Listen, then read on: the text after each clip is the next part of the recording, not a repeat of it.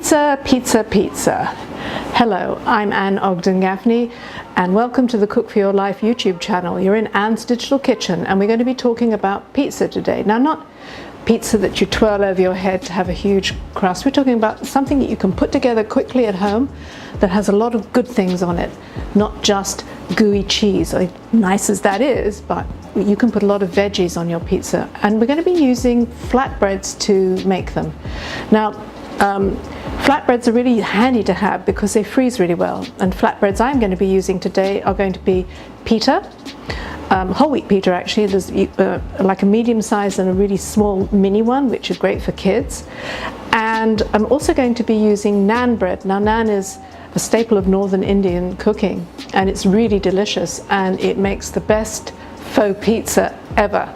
So you're going to find out how to make pizza with these flatbreads. We're going to give you lots of ideas. You can really make your own combo. What we're going to give you is kind of a suggestion, but anyway, enjoy and look and learn.